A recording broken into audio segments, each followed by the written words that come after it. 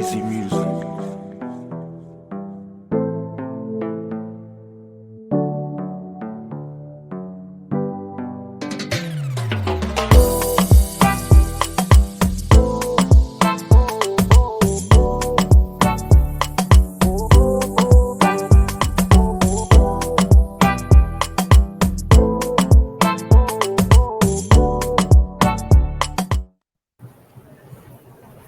Hello, hello, Martin. Good to see you. So happy that we're able to do this. A pleasure to see you here too. Absolutely. I think that we're going to give people a little bit of time to come on in to the live. I'm going to go ahead and just check LinkedIn for a little bit. It's starting and making sure that everybody can see it. All right. I can see that it is actually starting on LinkedIn now. And we are good to go. Okay, so first things first, thank you so much for joining me. I want to thank everyone that's joining me from the United States. Also, everyone that's joining me on the continent of Africa and beyond. Thank you all so much for being here. For those who kind of just stumbled on this stream and you're like, what is this? And you probably don't know what this is an event that me and Martin have been planning for the last couple of weeks. I just want to give some background. My name is Nicole A. Harris. I'm the Learning Solutions Enthusiast, and I am an ID newbie. So I left the classroom a couple of months ago. I'm less than a year into being an instructional designer. And one of the things I was very interested in is what does this practice look like globally, right? And I looked at Martin on his LinkedIn and I saw that he was doing amazing, amazing things on the continent of Africa in the learning and development space. Now, I know I have people both on LinkedIn and on other social media. So I just kind of want to explain what learning and development is, what that industry is for people that may not be so keen on it. I'm going to actually have Martin give me your rundown as well. But anything that has to do with enhancing human performance, helping employees feel confident and equipped in their job, in their role, everything having to do with training and creating learning experiences so that those who work in their jobs can feel like they have the best path to growth is what we do. So, without further ado, I just want you first, Martin, to kind of just tell us who you are, where you're located, what you do, and just tell us about iPerformance Africa. Okay. So thanks, Nicole. So just a little bit about me. My name is Martin Wanjohi. I'm based in Nairobi, Kenya, in East Africa. So what I do is, for quite a while, I've been providing learning or training in Kenya. I've been hosting some webinars in 2020 and 2021. Done a Pan African HRE conference with about 89 speakers from 39 countries, and with over 40 sessions in some in learning and development, organization development, around coaching, basically just knowledge sharing and well, that's a little bit about me. I run High Performance Africa. You asked me, it was not intentional. I didn't start out saying I want a training firm, but through curiosity and wanting to discover, I found myself here. So I've been doing this for, I think, the last 5 years now, Oh, on full time. Yes. that's amazing. Yeah, so you kind of had a segue to it already.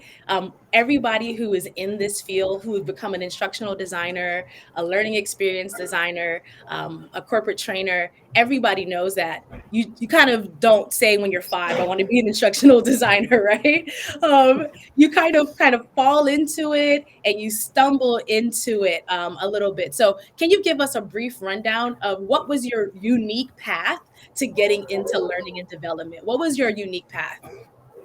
Okay, so this is how I spent a little bit of time in school, and so when I went to when I graduated, I decided to buy myself a book. So I walked into a library, a bookshop on the streets of Nairobi, looked around for about 45 minutes. Then I settled on a book called Understanding NLP. that it looked like a very nice title to read. So I bought that. 6 months later, book was in English, but 6 months later, I still didn't understand the book. So I thought, okay, I need to find a training so that I can take and understand this book better. Long story short, I ended up in India, in Goa, doing an NLP training. Martin, can you So, explain to our audience what NLP is? NLP is a neuro linguistics programming. Now, again, also something popular in the States and in Europe and in South Africa and Germany, quite a number of countries. Basically, it is understanding human behavior. So, well, when I took the training, it was just for me to understand my book. Then I decided, when I was on my way back from India, I was like, I could do teach my team how to sell. By the way, my background is sales. I say I'm a salesman. That's where I came out from. So I decided, let me teach my team how to sell, teach them sales so that they can sell better, and I could and more because I was earning a commission off the sales. So that's how I started with trainings, and over time, I found myself training human resource managers. High Performance Africa is registered with our local Institute of Human Resource Management. So we were doing the CPD training programs. And just to share, and I know this is sounds ridiculous, and this is how I got into instruction design. My thinking was, I'm doing face to face training. So if I want to do e-learning, and we did a program in 2019, if I want to do e-learning, well, I just need to record the live sessions face to face, put them online, and voila. So I did that. I had some few equipment to get that started off. But the thing is, I hated what I did. Everyone else was happy. They don't have to leave their office. They don't have to go to a hotel to do a public training to earn their to be able to maintain their membership with the institute. That's the regulator for human resource. So they were happy, and but I wasn't happy. So I asked a friend of mine, and he told me, Martin, if you want to make your program better, if you want greater training, well, I propose do an instruction design course. Okay, So so let me kind of that's understand this before we go ahead. So you mhm, were in a sales, right? And you yes. picked up a book wanting to understand your field better, right? And you didn't really understand the book, but then you did. You went to India, which is amazing, and then you got this understanding, and then you realize, hey, in order to do better, right, with sales and everything, I need to Mm. learn how to train the people that I'm working with, right? And then Ye- you decided with your training that you know what? Like you were ahead of the curve, right? Right before way before the pandemic, you said, I'm going to just record these and this is going to be the training. But you noticed, which is very interesting, before you even had an instructional design background, you noticed that just recording and sending things out is not training. Like you weren't happy with it. And then Yeah. someone said you should take an instructional design course. Tell us some more. So what happened? So I ended up in Dubai in 2019 to do our instruction design course with ATD, and well, I've post the training when I was actually what happened was when I was in the training, uh, again a tree I climbed from the top in this way. The guys who were signing us up asked me, Martin, do you think this is the right class for you? And in my head, I was like, I've been running trainings for a while. I should be able to ace it. So, but when I get into that class, I'm like, oh, this one I started from the top. So, and then I was asking myself, what have we been doing and calling training? And that kept on coming to me. So I realized there's quite a lot I've been missing over the years. Even so, this was the thing. I was thinking I was doing good, but really, I can't even put that stuff out. So, and that's how I started off. I want to create better learning programs. I want to create learning that is effective and engaging. And that's how I ended up this year doing the 5-star instruction design program with Dr. Max. And again, from a conference of curiosity with where Dr. Merrill himself was facilitating the session. So it's been a journey of curiosity. Curiosity, I think, is what got me here. I Yeah. love that. It's been a journey of curiosity. Guys, put in the chat if your own path has been a journey of curiosity. Let us know if you can relate to that. So it's been a journey of curiosity that got here. I love that so much. And you've mentioned, and we're going to talk a little bit about it later, but some of the trainings you've done with ATD, with the Merrill's principles, like you just wanted to make sure learning and training was better. And all you wanted to do was make sure that the salespeople that you were working with were able to perform better. And then through that path, you're like, wait, what is this? What are we calling training? And then you've been on this Yeah. path ever since to make sure that training is better than what it was. So I'm going to switch gears a little bit. That was an amazing introduction. Okay. So I wanted to do this today specifically about learning and development in Africa. Some people in the chat said definitely relatable, that it's been a journey of curiosity.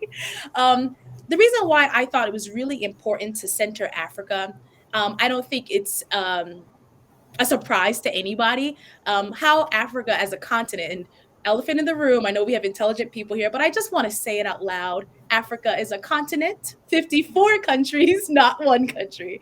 And the reason why I am making this clear, I'm joking a little bit, but we don't tend to have a full picture, right, of the continent of Africa and how enterprising people are there.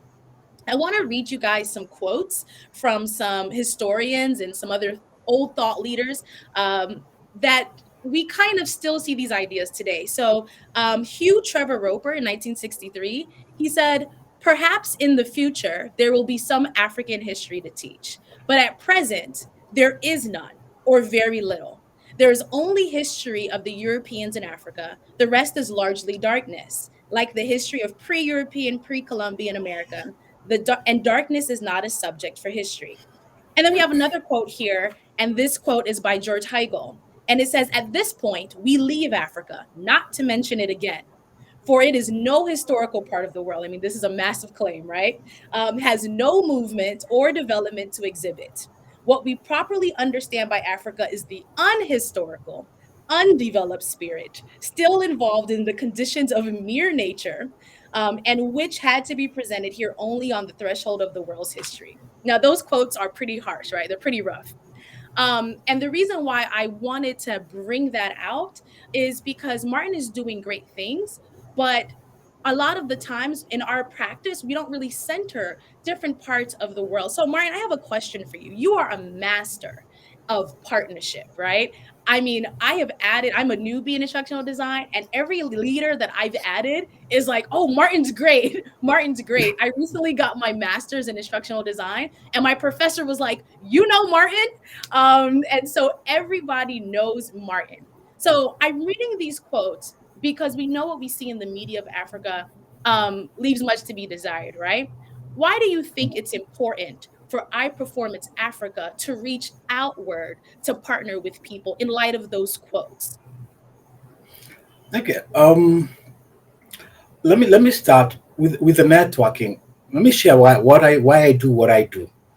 Well, I find it very interesting that when I'm doing what I want to do, just following my desires, my what I want to do, what makes me a little bit happy, what makes me feel satisfied. Um, Others see it as I'm doing great things. Now with the Pan African conference, it was or even before the Pan African conference in 20 early in 2020 we were doing webinars. So I was just seated and I'm trying to think, what can I do? We have a lockdown and everything. So I decided to do 5 days of e-learning. And my thinking was, I'll just invite a few people for a conference, for a webinars, 5 days, and then just touch quite a number of countries just to see that is the thinking different in these other countries? Can we create have best practice of the 54 countries you mentioned? About 30 of them have their own regulators within human resource, some within learning and development. So the idea was to bring thoughts together and people can learn what's best practice. And what would that help? It would put the continent at the center stage. Now, sadly, um, and as you say, nobody realizes what's happening here in this continent. So take LinkedIn, where we are. Um, you'd possibly have about 45 million users in Africa on a lower number. And LinkedIn produces a learning report annually. So nobody, and there is no single data that is shared. So if the thing is, if we don't tell our own story, who's going to tell it? Yeah. Right? If we don't make share what's happening, and again with the media, what you know, what most people know of Africa outside is famine, fight, war, and hunger. Yes. But it's a whole right. Yes, last week I was in town, Nairobi, and the face is changing. There's a whole road cutting across the city. Right. So we don't put out what is happening, what is coming out of if one knows about Africa from BBC, from Al Jazeera, from Yes. CNN, or any other news channel, then well, there's nothing nice. No news ever has good things. It's only the bad things that make the headline. Right. So when you bring people together, they realize we can achieve more. We Absolutely. can get more done. We can put our story. From the quotes you read, so I think 1 year ago, I bought a book, The Last 2 Million Years. Hmm. The Last 2 Million Years has about more than a thousand pages. Okay. Uh, and they cover everything, all civilization. But when you go to Africa, it's less than 5 pages, Wow. right? So, and it has everything you'd find. Right. So, in the last 2 million years, we only have 5 pages of Mm. history. Mm. So if we don't start documenting our own history, what history will be there if we don't document it ourselves? If we don't bring people together to do what we'd call knowledge management, Mm. right? Uh, Absolutely. oh, nobody is going to do it. Well, there is no history because it hadn't been documented. Maybe we might say we were not good at documenting, but then now we know we were not good at documenting. Can we start documenting? And it's through bringing people of various countries together, 54 countries. So and that was the goal of the Pan African HRE conference, which again we want to go to do it again this year, at least every 2 years to have the Pan African conference, which is bringing practitioners, professionals from in a HR, in a talent development, in learning and development, in a organization development, to share not only best practices and what they're doing, but then we can keep track of of uh, of ideas that are coming up. Absolutely. So I just really loved what you said. Like, if we don't tell our own stories, who else will, right? And I love how collaboration is an agent of that change, right? Like, you're collaborating within the continent, but collaborating outside also helps the story to be told as well. Tell us, let's walk it back a little bit and tell us a little bit more about the Pan African Conference. I love this origin story. It makes me laugh, it delights me. So tell me about how boredom during the pandemic led to this amazing conference. Tell us how many speakers. Tell us everything, Martin, and tell us the name of the conference. Will had a question earlier and wanted to know the name of the conference, and so tell us like the origin story of this conference and what it blossomed into.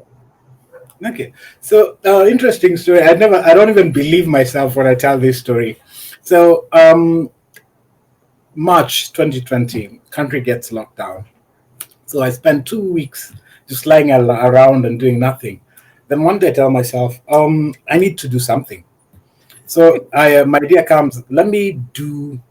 Started call. It was first. The first name was 21 Days of E-learning, and Okay. then I talked to someone in Nigeria, and they told me, Martin, you're going to kill yourself. 21 days is too long. So I said, okay, good. So it went down to 11. And then I settled down on 5.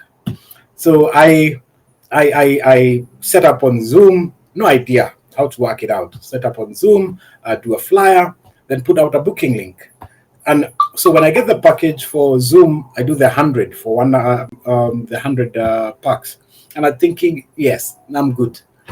So on the second day, I check the registration numbers, and I'm like, that idea I had of Zoom won't work. We're at 250.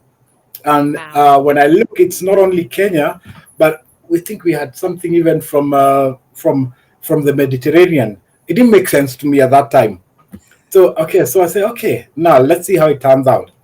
So we do the 5 days of e-learning, and I have speakers from Nigeria and Kenya to start with, and it's just discussion, just Right. pure what you do every day, kind of with L&D professionals Right. and practitioners, HR guys, and then on the last day, one of the presenters from Nigeria tells me, Martin, this is what you're doing is good. Why don't you continue doing it? So I'm like, Mm. okay, good. So I tell them at the end of that, before we finish the session, I tell them, so we will be doing these webinars 2 times a week. And so we do it 2 times a week, and we ended up doing, I think, 60 of the 60? webinars. 16, yes. And Wow. I would just reach out. The only commonality of that of those webinars was me. I was the moderator, but Mhm. we had people from different countries in those sessions. 1 hour, HR professionals from South Africa, from Zambia, from Zimbabwe, from Uganda, from Nigeria, and Ghana. And so by July, I noticed, well, we are doing webinars and we're having participants from around 11 countries. So I think, why not do a Pan African conference? That's how Pan African conference was born. Oh And so I think, and when it hits me, I was like, no, I can't do this alone. I my. need, it's bigger than me, it's bigger than my performance. So Right. how do I pull it? So I reach out and I form a committee of guys from about 5 countries, and that's the organizing committee. And through that team, we did a conference. We got 89 speakers, and were from 39 different countries, and everyone wanted to be part of it in sharing knowledge and Mm. sharing what they're doing. And we when we got the, I think 2 3 weeks to the event, we're like, we don't have a keynote speaker. Yes, we had thought about keynote speakers, but we'd never not done anything. So Right. everybody was finding out things as we move on. Those, yes, we had a plan it laid out, but sometimes what you have, the plan you have on paper and what is actually happening, is two different things. Right. So we find we need a guest speaker. So we ask who can be, and someone throws in, why don't we get the CEO of the Society of Human Resource Management? And we're like, oh, yes, that's a good idea. That's a brilliant idea. Okay. So, and some guy in one of the CEO of the institute in South Africa says, let me work on that. I'm like, okay, here we go. So a few days later, I found we're doing meetings with the PA of Johnny, and it settled. Now, again, we would have required more time to book him on this event from his calendar. Right. So things aligned in place, Oh my. and we executed um, lots of learning from that, loads and loads of learning. But being a first time for everyone, well, nobody is perfect on the first, but then Right. we pulled a great conference, and I think in preparation for this year, we'll be releasing those videos for anybody who would like to take on one of Oh. the sessions before that was happened in last year. Oh, that'd be awesome. So I have a question for you. So, you kind of just said it like it's such a casual thing, Martin, but you had the president for the Society of Human Resource Management, okay, of sure. Yes, You're in yes. Kenya, okay, and you're able to get the president of the Society of Human Resource Management. One thing about Martin, everybody, is that this is the most humble soul. Every time you say anything about leader or thought leader, he just laughs. That's not an easy feat at all, Martin. Um, was most of these connections on LinkedIn, like those collaborations you were doing with other people in other countries, like how did this happen? I know you weren't traveling all over the continent to meet these people. How did this happen? So I think sometime this year I met someone who asked me the same kind of question. I told Yes. him all these connections are on LinkedIn. Even for the Yes. webinars, I'm seeing a few people who's on in the audience have participated in one of our sessions. We connected through LinkedIn. So in between the week when I was doing the webinars, we were doing LinkedIn. And then also WhatsApp was helpful. To get the speakers, what we did was, remember the organizing committee? They put word in the various countries, and Okay. word traveled fast. And that's how we were able to put together the speakers. With this keynote speaker, up to today, I honestly don't believe we had him in. That's amazing. That's amazing. Yes. And it's because there's something of value there. We have a comment. Noelle says that she's glad to learn from a continent that molded her and gave her a hunger for knowledge. I think that's important too, because we already know that the collaboration is a two-way street, right? You can learn from people in the United States, and you go to the ATD, you just did the Merrill's principle. So you're always learning, right, from people outside, and you've had great partnerships, right? But to Yes. Noelle's point, right now she says she's glad to be learning, right, from the continent that gave her hunger for knowledge. So my question to you then is: we know that you can learn from the outside. What can people learn from what's happening in the learning and development space in Africa? What are some trends or some things that the United States or Europe or anybody else would be good to go to your conference? Why should they pay attention? So, I think in 2020, one of the ATD best was a bank in Kenya, Kenya Commercial Bank, which means ID. And again, just to bring it to context, the nearest we have in our educational system to instruction design is the education degree.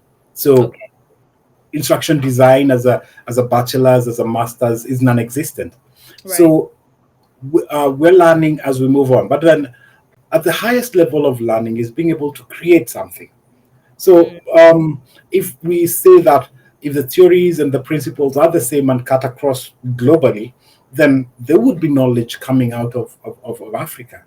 You absolutely. can't just, or a way of doing things it's bound to intelligence exists everywhere.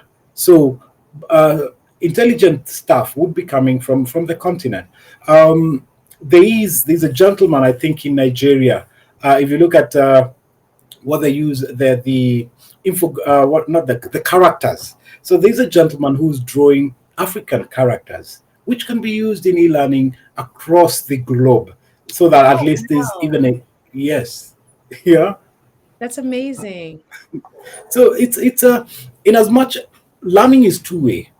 Yes, Learning is two-way. There is all everyone is a teacher and everyone is a learner. So when we start from there, then we have a lot to learn from each other. I love that. Everyone is a teacher and everyone's a learner. I want to go back to something that you said in the beginning, right? The heart of learning is creation. I want to link Mhm. that to what you said about how kind of new this practice is. Not that it's not because you've had your company what since 2012, High Performance. Yes, since 2012. So, I mean, relatively new, but it's people have always been training, right? People have always need training. Yes. But to have it kind of what your Pan African conference has done to kind of bring practitioners together to kind of standardize things, that's new, right? And you were saying even um, some of the degree programs haven't emerged yet, right? Because it's not necessarily that universal yet.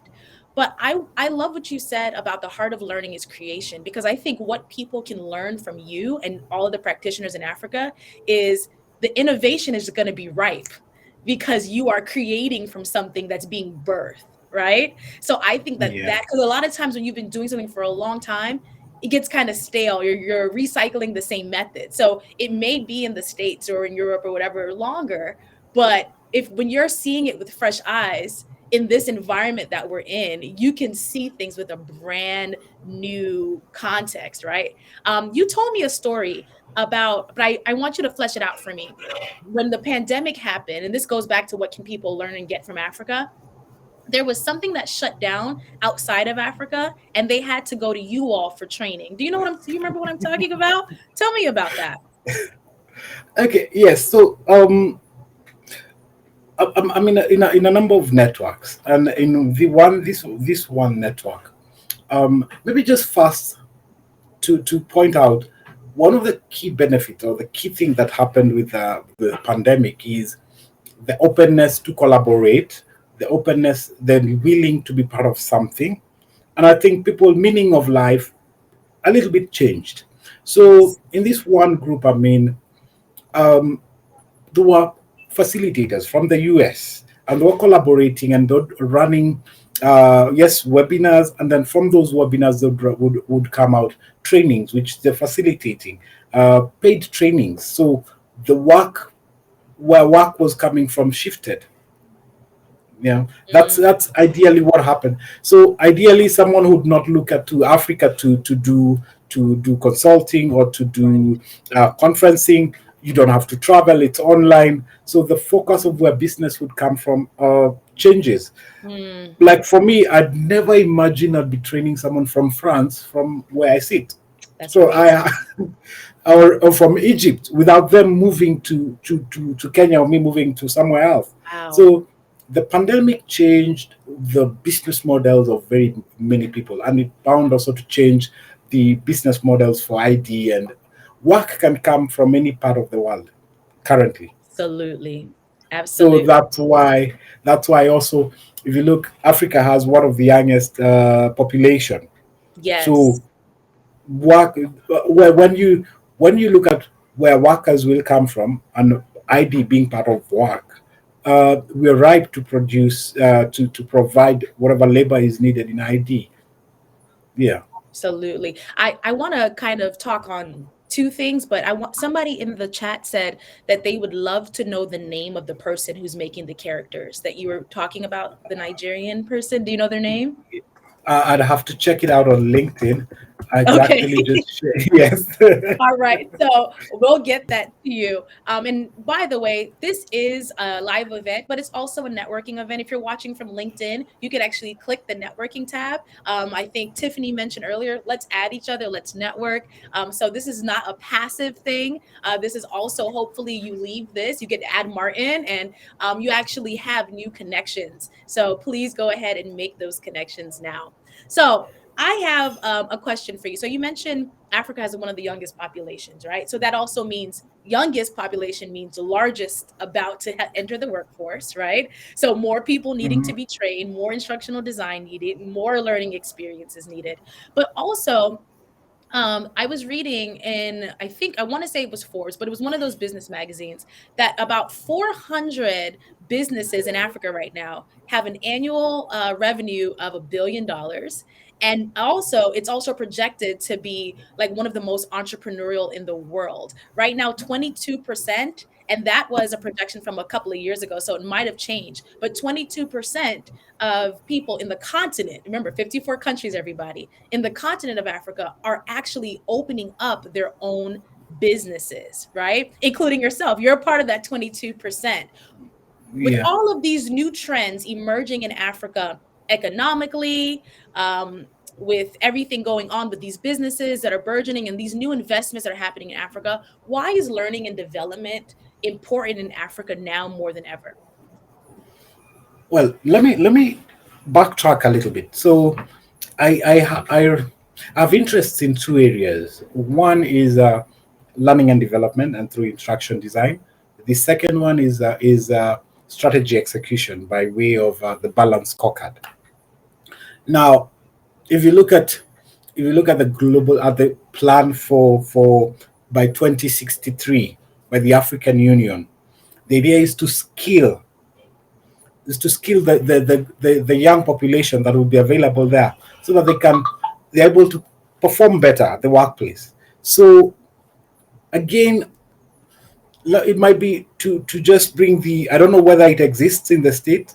People want to go to training because they go out, they have their per diem, so they have their allowance for going to the training, which is something that needs to be changing, so that people are learning so that they can perform better, so that we're also creating trainings that help in skills transfer.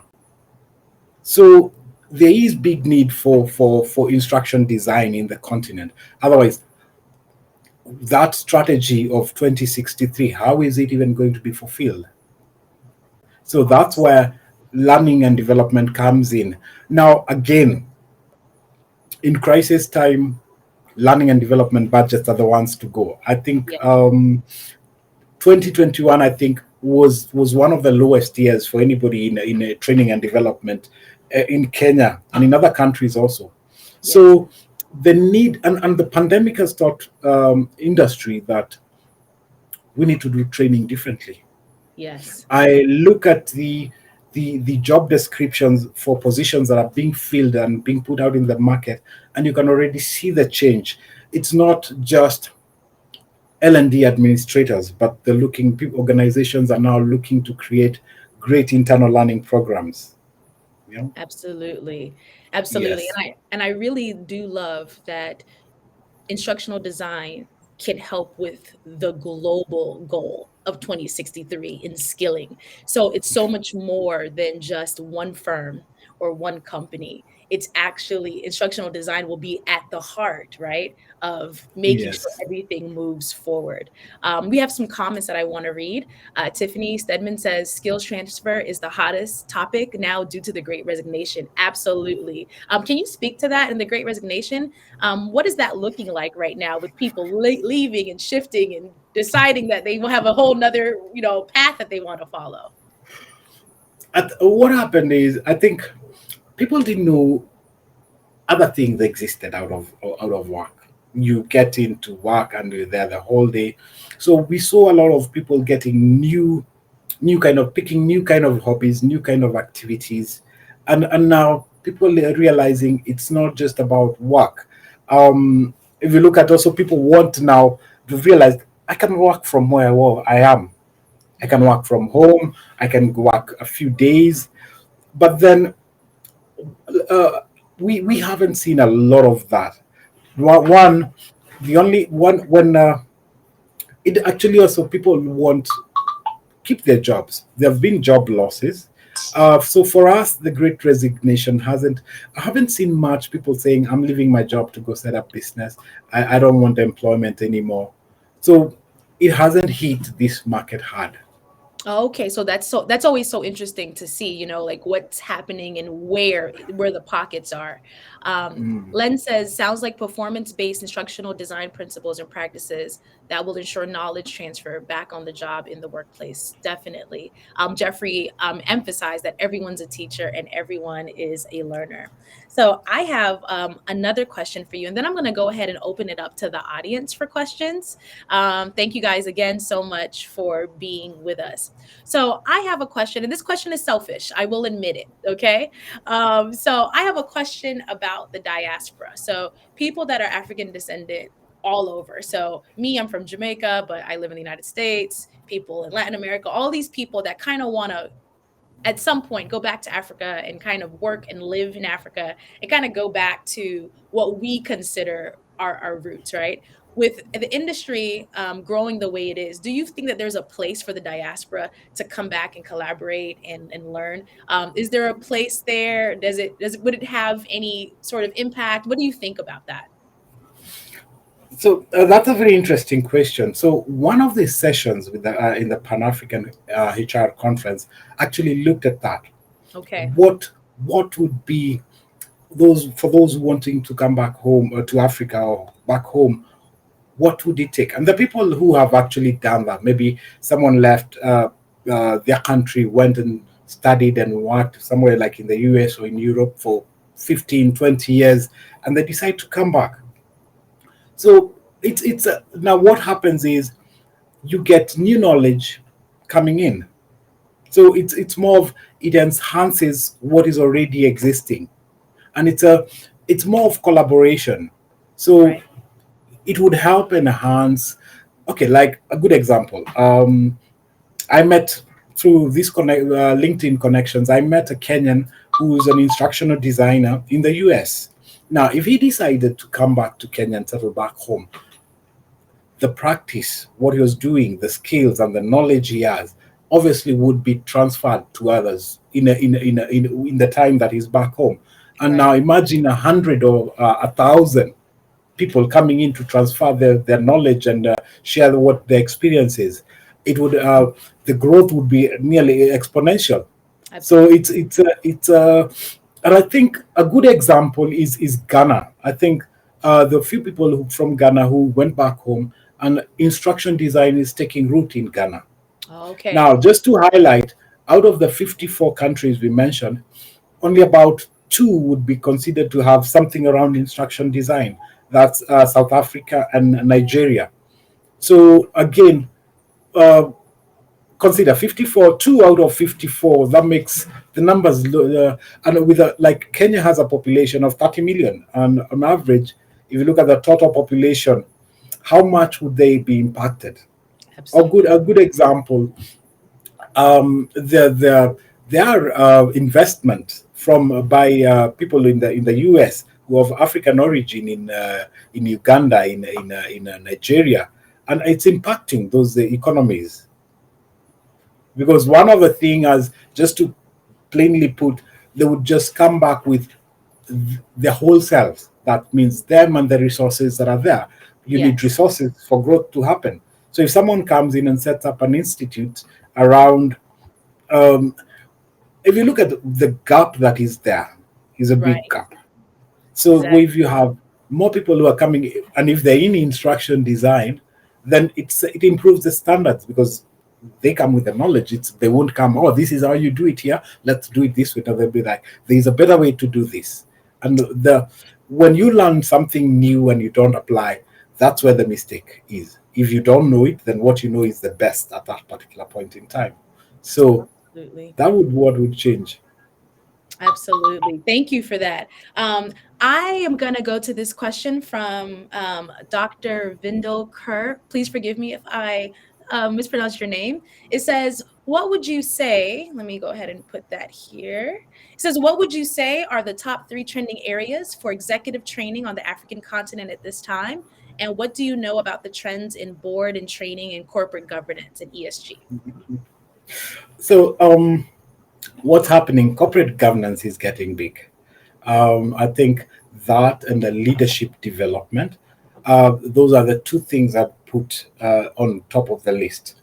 And then number three, I'd say skills that training the program that transfer skills in whatever area the various people are in. So I'd put those as the professional training. Yeah. So number one would be leadership development. Two, I'd put corporate governance, and all of that would goes around corporate governance. Yeah. Thank you for that question. All right, Will has some questions for you about the interest in Africa for research on learning and learning evaluation, and how widely professionals are using research inspired learning design practices, and how happy are professionals. I think it cut off a little bit. Let me go ahead. And how happy, sorry, everyone. All right. How happy are professionals in the learning evaluation practices they are able to use? So let's start like one at a time. Okay. So the first one is about what's the interest in Africa for research on learning and learning evaluation. Let's start there. Okay. So let me start with the area of research. There's a lot. There's a lot. There's less. I would say there's more research to be done than what's already been done. Right, like the last question on how happy the professionals are in the learning evaluation practice, that's a research that it doesn't exist. Nobody's done that. Now when you come to evaluation, that's a whole another case scenario. We did a research on the state of learning, and things were not very rosy. Because start with the evaluation, there's a whole big problem there, right? Someone was talking about evaluation of, so what we focus. The focus has a lot been on the level one and level two of evaluation. So, but then it's time now to, and this is where now organizations are post the pandemic, that they want to measure what is the organization getting back from investing in training, and then how well are the learners able to apply what they learned from the training. So it would I would say it's a we're at a stage of we finding what is working and then putting it to test locally. Because from that research, not many organizations were actually evaluating learning. Yeah, but now that I'm seeing that changing. The conversations I'm seeing changing. Thank you guys for these great questions. Please feel free to add more in the chat. So, you mentioned that Nigeria and Ghana kind of have a stronghold with ID, that it's really growing there and it's taken root in those countries. I know that you don't primarily work there, you're really between Uganda and Kenya. But from what you do know, why do you think Nigeria and Ghana have really started to have a strong ID practice? Okay, it's actually Nigeria and South Africa, and Okay, right now Ghana taking up, got it. joining in the slate.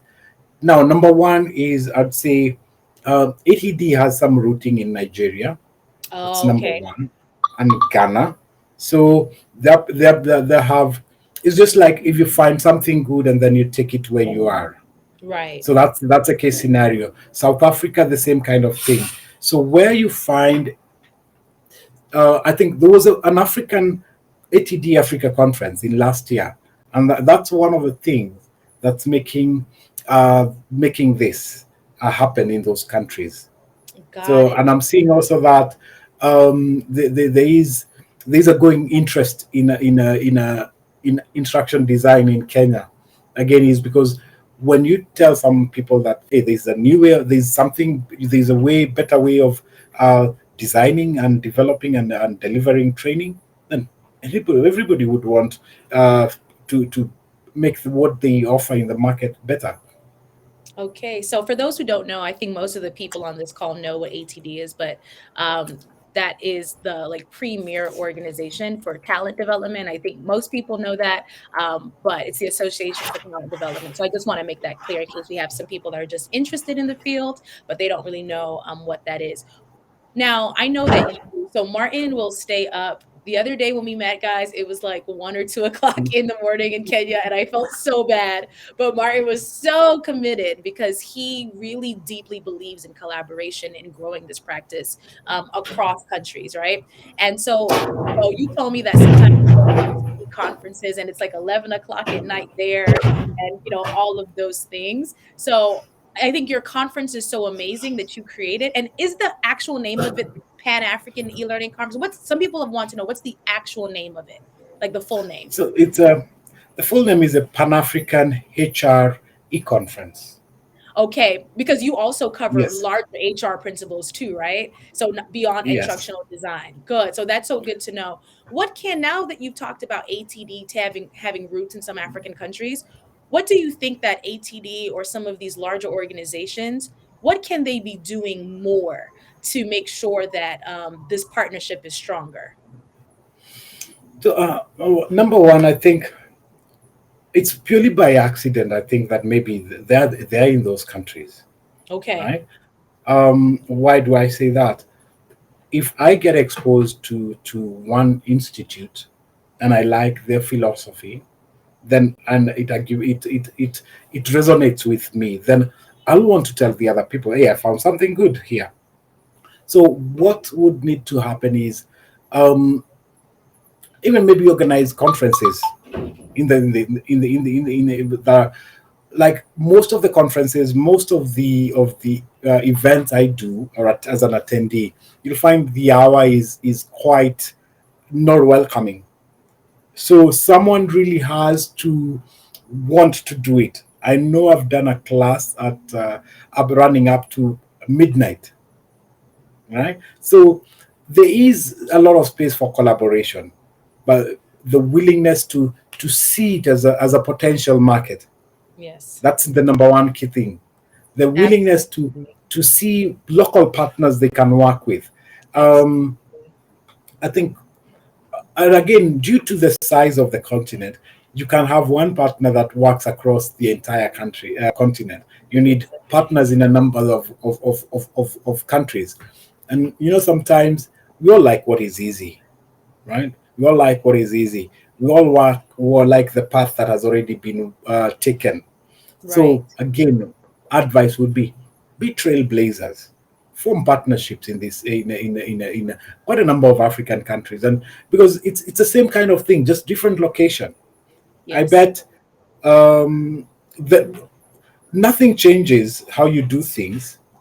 So it's the more the collaborations, the better, and it would expose Absolutely. more people to instruction design, better delivery.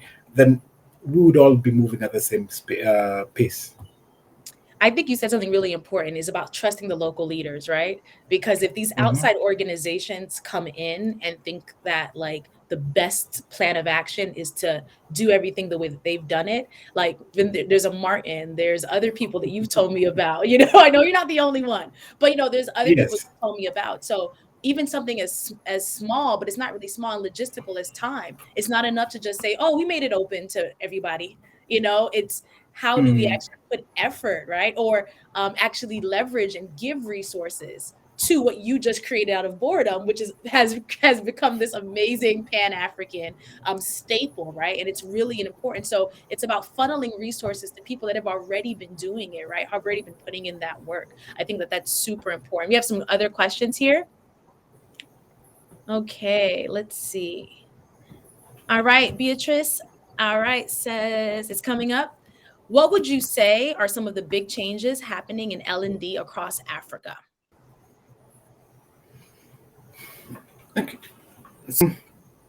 I think with the realization of better ways to do things, many people in learning and development in the continent are adopting this learning that they're doing, and so people want not just trainings that provide information but actually helpful in transfer of skill, which is the whole goal of learning anyway. So that's the number one I'd say that is happening. Like I know people. I've come to know people in Nigeria who are doing great things. I know people in South Africa who are doing great things, and it's what the key thing is here. Those that think they can change the world, those who are not shy of making mistakes, those who are not shy of ruffling feathers by changing the status quo. So that's why we are headed. We are looking at it. That's what's happening currently. Yeah. Thank you for that. We have some good questions. We are going to get to them, but I have a question for you that just kind of popped in my head. Why do you think the Pan African Conference, the HR conference, spread like wildfire? I think you said you had 89 speakers. Forgive me if I got the number wrong, Yeah. but you That's did. Like, right. Yes. and how many countries altogether? Like, why do you think it spread like wildfire when it was just a conception of pandemic boredom? Like, why do you think so many people gravitate towards this? What is happening in the space that made so many people like latch on? And it's human to want to relate, human to be wanting to be part of something. It just goes. We are humans. We are social, and we want to learn. That's the number one the key thing. Mm, And I think um, in based on the number of countries, people would like to know, is our thinking how is our thinking measured to the thinking of people in another country, right? right. Like, and it's in all the 54 countries, there are 54 different cultures. Like Yes. now, if number one, if you look in Kenya, in Uganda, Kenyans are highly rated in terms of being employees. Um, uh, Kenyans go to Tanzania and they take more jobs from the Tanzanians. So, and Mm, again, it's all in. Would like to know what makes these people in the professionals in this country tick. What is it they know that we don't know that we can learn from them? So mm. that's one of the key thing, and then the need to associate. That was, I'll be honest, uh, I shocked myself. I shocked myself. When people talk about it, I'm like, "Ah, okay." Uh, I was just doing something like it's like the way you have a pullover and then you just pull on the string and then you don't know what is coming, but you just continue pulling. That's exactly what happened, I right? love it. So, I love it. It was a yeah. need, and you were the one. Didn't you win an award? um, now yes, there's some. I got an award for presenting in Nigeria in the talent development conference, which they do in October. And interestingly, it was happening at the same time we were doing the Pan African conference, but I Okay. still presented in their conference. So and then they shipped the award for being a speaker. Yeah, That's awesome.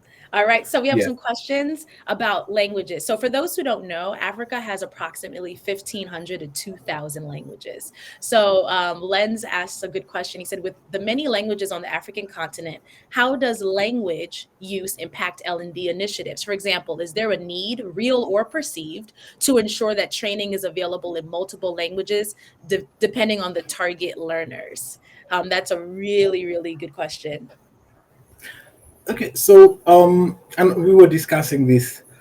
The two major languages would be English and French. So there is Francophone Africa and Anglophone Africa. So at the first level, that's those are the languages. Then when you go in country, again depending on the audience, the training has to be made for that.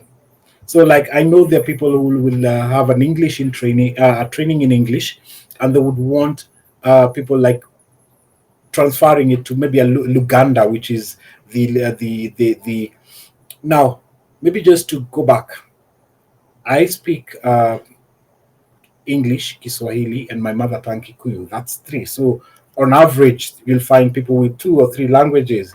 So now, depending on the audience, you might have to put that training in that language.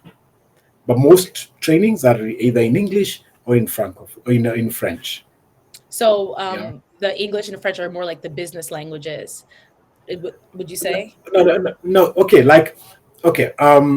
Let me use Kenya and Rwanda, which Yes. are near neighbors, separated by just one other country. Right. So Rwanda was francophone until they switched to English, Okay. right? And they have their local languages. So if they're doing anything official, they'll be doing it currently in English. Previously was in French. So again, they're having issues. They have a generation that does French, and they have another generation that is doing English, right? So, but then in Kenya, if I'm running a training, it will be in English. That I know most of the audience will be understanding English and can speak English, and Okay. then Awesome. I'll train in English. Yes, That's right. so interesting. So, and then that also has a downside in it. Like Congo is mostly French, so I can go train in Congo because of or only the audience wouldn't be that big. So because most of Oh, it is French, yeah. oh, really good to know. And I love Or it too. Oh, go ahead, Martin. take the example of Cameroon. There's francophone Cameroon and anglophone Cameroon. Still one country. Right. Yeah. Yes. That is a real that's a really good point though. Yes. I think one of the reasons why it's good is because it continues to expand people's view that Africa is not just one story, right? And that's why there's a need for all sorts of practices and practitioners. So that's really good. We have some other questions, but I'm interested. Can you just tell people, because you have this business, I Performance Africa, can you just tell people, so you're really interested in instructional design, but really strategy, execution. Tell us what your company actually does with strategy execution. Tell us some examples and how you work with different companies. What are some things you're asked to do? You mentioned being in France and Egypt, but on your day to day, what's your company's expertise? Okay, so and again, I'll say I don't know how I found myself in this. I'd always wanted to be a salesperson, and but I didn't know better. Yeah, so we do we do strategy execution using the balance scorecard, and ideally, to achieve strategy, you'll find the skills gap, which are covered by learning. So, one, we help organizations through learning, which is part of their strategy. So, two ways we can either go into an organization and we are helping them to translate and cascade their strategy, and then L&D will be somewhere in there, and then we'll be able to provide the learning to close the training gap, because it would be the balance scorecard is about 30 years, but quite a number of businesses haven't adopted a strategy execution uh, method. So balance scorecard is what we help them with. Can And you one explain of that the a little bit for people that may not know? okay, balanced scorecard is actually was first published in the Harvard Business Review by Doctors Kaplan and Norton in 1992, and over the years they've been teaching balanced scorecard, and there's been research that has been happening around by the companies that are executing. So basically, is what value does the organization want to provide to the market, and then looking at the four perspectives, and this plugs in into the organization's strategy. So we help the organizations come with the up with the strategic objectives, right? Highlight the strategic objectives and then come up with initiatives to achieve those strategic objectives. And then in performance management, help them to identify their KPIs, the strategic objective KPIs, the strategic initiative KPIs, and then what they do every day, the operational the key performance indicators. So that's what we are able. When everyone understands in the organization understands strategy, then everyone is able to contribute, and they see how they contribute to the success. Because like take a, like someone at the reception, a receptionist, or take the instruction designer in that organization.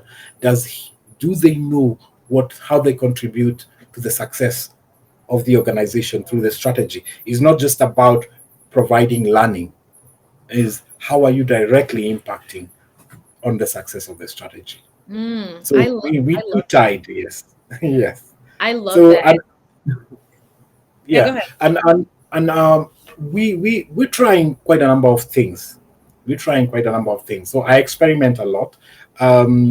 What works I keep, what doesn't work I don't do that. So again, we're trying to provide, we're looking at how can we be the source of learning for organizations that are specific to them, or we train the subject matter experts in instruction design.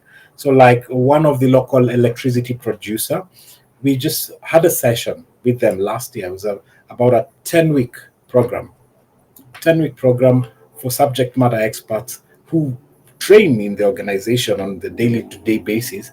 And we're just looking at various areas of L&D, like how do you do your training needs analysis? How do you evaluate learning? How do you measure the return on investment on learning? Those kind of things. You know? So we are hoping now that they will sit down and redo and rethink how they train in the organization and for what purpose. So Wow, that's that's what we do amazing. on a daily basis. Yes. I love that. That's really making a change because you talked about level 1 and 2 evaluation, but you're helping people get to a long-term looking at their ROI and the return on investment and like what this really can do for us long term. So thank you for Yeah. sharing that. That your company is doing great things. I'm going to go to some of the other questions we had. Um, Beatrice said, in your view, what are some of the challenges facing talent management and L&D professionals in achieving the ideal learning strategy in their organization? In one sentence, I'd say lack of knowledge. Mm. Right. You see, if you don't know what you're doing wrong, then what you're doing is right. I don't know Mm. if it makes sense. Can we pause there? Right? Let's live there. If you don't know what you're doing is wrong, then what you're Yeah. doing is right. Yeah. Wow. So like in our own effort, we the skilling level is now maybe I'll just go one step back. Yes. Most of the people in learning and development, in talent development, are in HR. Right. Now the competencies required for HR and the competencies required for talent development totally different. Got it. Yeah. Now take the HR with the HR knowledge and everything around HR and applying it to talent development, won't work. So once that we real and I had a conversation last week with someone in a who's a HR and that attended a training, and they're like, Martin, I see what you've been saying. Hmm. What this the competencies or the capabilities that HR have. Well, we require different, also another set of capabilities to be able to do learning and development and talent development. So that's the biggest challenge. Number two is people not understanding why go through all the problem to the understanding of what is the role of instruction design in learning. That's a key number one. So, Yeah. and that once we have that, then I think that bigger challenge is sorted, and then we'd be looking at the other smaller any that come up. The change Right. element, that would be the second one.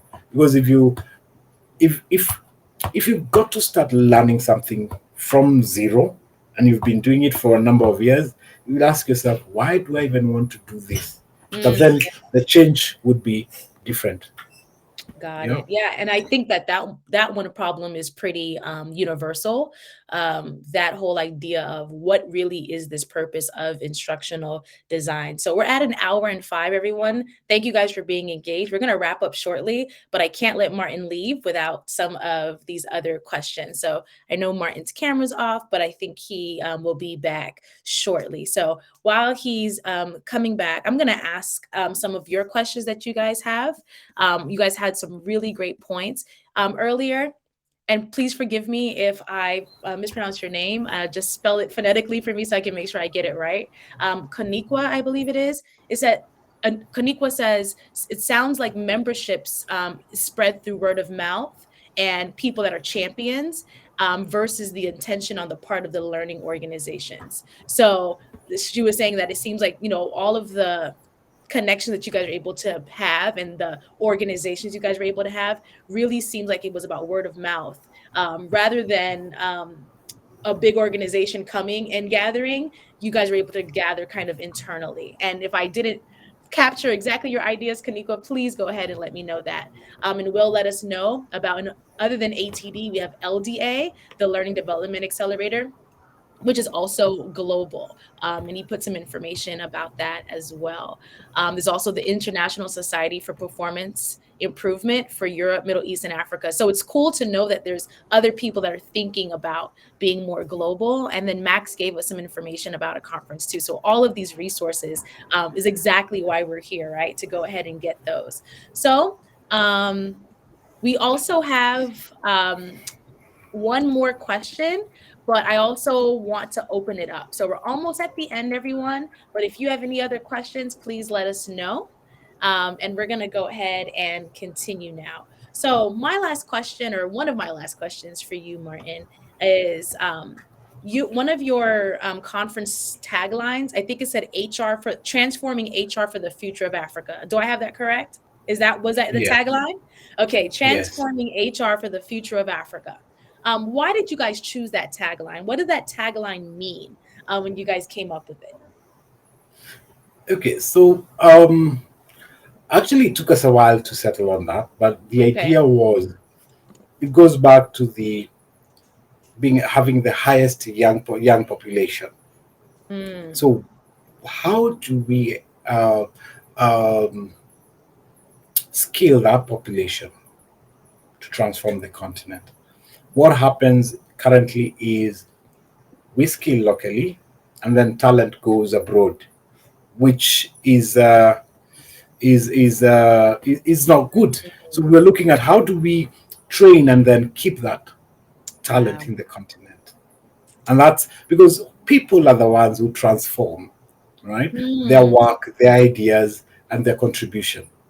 So that was the whole skill people so that mm, they can perform better within where they are, and not just skill them and then, and this is I'm talking about academic skilling, right? And also from industry, I've known a few people who've gone to work in the Arab Emirates or in other in Europe.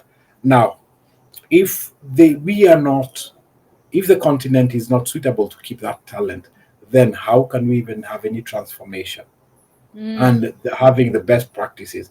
Most people who go work abroad, when they come back, they find it hard to fit. So, this might also help in making easy for those who are coming back to settle after having done their trainings and worked abroad. Yeah. So I that's why those were the things we were thinking around. I love that. We call that here. I'm sure you probably have heard the term, maybe not, maybe so. We call that brain drain.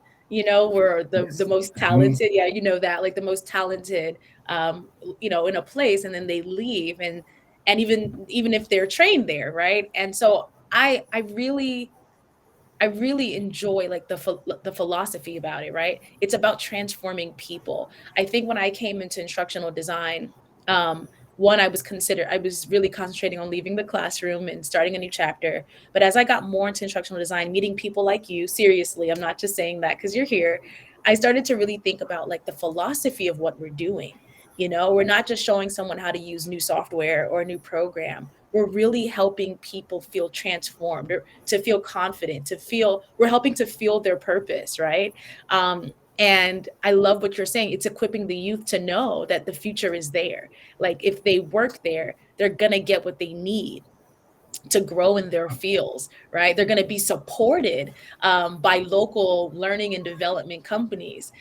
So I just love this conversation because I don't even think I fully wrapped my head around it when I asked you to join me in conversation. But it's really clear to me that L&D is so much more than just making more sales for an organization, but especially for where Africa is right now and being so emergent. It's really about undergirding everything that's going on there in Africa. I think that's really special. So thank you for sharing that with us. I'm going to check to see if the chat has anything else. I did share Martin's LinkedIn in the chat, everyone. So please connect with him because I could talk to Martin all day, but it is late there. So it's getting late in Kenya. So I don't want to talk to Martin for 5 hours and he can't wake up in the morning. But do we have any last minute questions? I feel like we barely scratched the surface. So maybe this means we got to do this again. Because I feel like I'm looking at my notes here and I'm just like, I have so much more that I can ask you. But I know that this Yeah. won't be the last time. I want you to kind of tell everybody that's listening, you really just did it. And kind of on a last note, I kind of want you to tell us, like, what have you learned in this journey of curiosity, like you told us in the beginning, right? What have you learned about what it means to like forge your career and your purpose? What can other people learn from, I know you're probably gonna laugh because but what can other people learn from your journey, Martin? um, what has it taught you that you don't know how you got here but you are here? What can we take away from that in our own careers? Okay. So, but before I get to that, so Yes. just to address something I saw on chat, um, like this year I'm exploring more bodies, more institutes, right? So it's not just one; they're out there. I'm trying to learn and again introduce them to the community, the L&D talent development community in the continent. I always say the more the merrier. The more institutes you have, people know about, then the better. Then people can take what they resonate with, the philosophies they resonate with, and work with that. Now, for me, and I'll tell you back to the question you asked me. I still can't explain up to today how I ended up only ending up with a farm that focuses on strategy and learning and development. But one thing I know is been what's led me here is just following my passion, following my heart. Put me in holes at times, but then that's what learning is all about. I right now know how to not to do a few things, right? So and I always say these. Yes, you can have the clear path, the one that has been taken, or you can use pick one that has not been taken. The journeys are different, but what matters in the end is, can you say you've had a good life? Can Hmm. you say you've had fun? Because for me, it's just been following my heart and doing the things that I think I like. So I'll experiment. If I don't like it, then it's not for me. So a little Absolutely. bit more of experimentation, a little bit of wanting to collaborate, uh, not staying where you're comfortable. That's the key number one. I always Absolutely. tell myself it could have been, it could be easier, right? But why? Um, Sometimes I don't even know what I'm doing. but I'm Right. just half the time, yeah, I don't know what I'm doing. But then the other half makes all the sense. But then when you add them all together, it makes a lot of sense. Absolutely. Like if you ask me how I ended up doing five-star instruction design, again was from a free session, an introduction session, then did a 1 day, then took on the certification.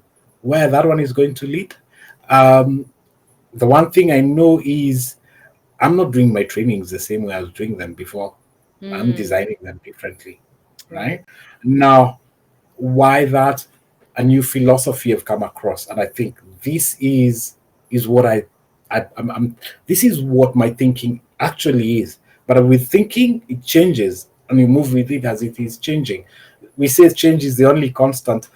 What better example than this for me? Yeah. So yes, I know a lot of exist. A lot of people believe this is the right way. This is, but I'm saying find out what is the right way for you. What makes Absolutely. all the sense for you, right? Absolutely. Martin, I want to thank you so much for your time. As an instructional design newbie, part of the reason why I create content on LinkedIn, this is my new hobby.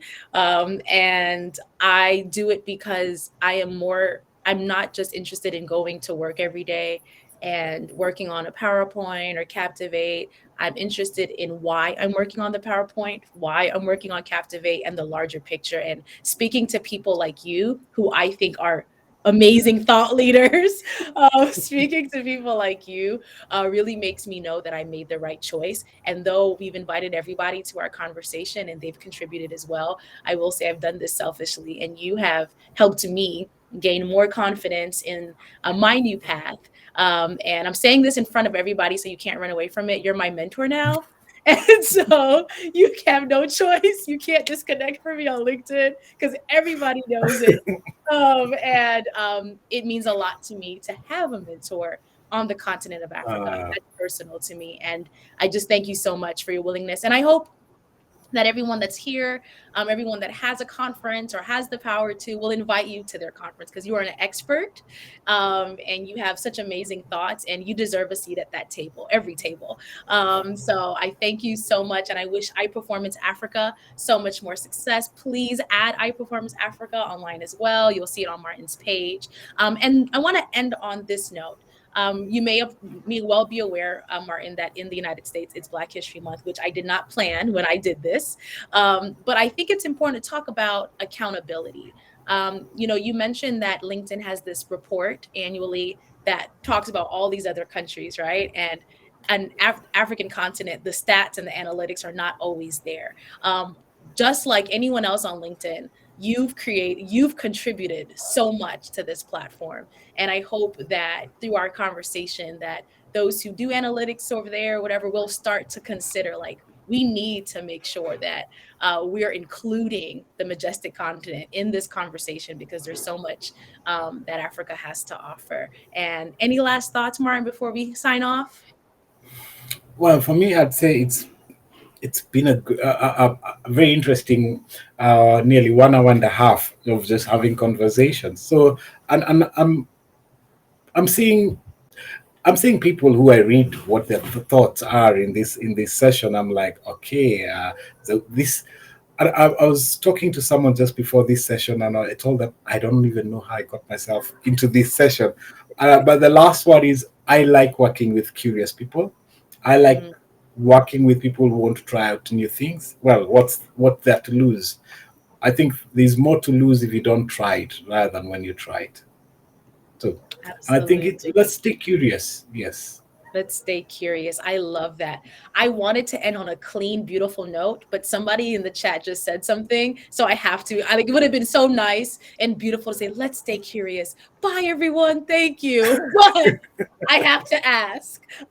So somebody said, and this will be the last one. Somebody said, what's next? What's next for iPerformance Africa for you? What's going on?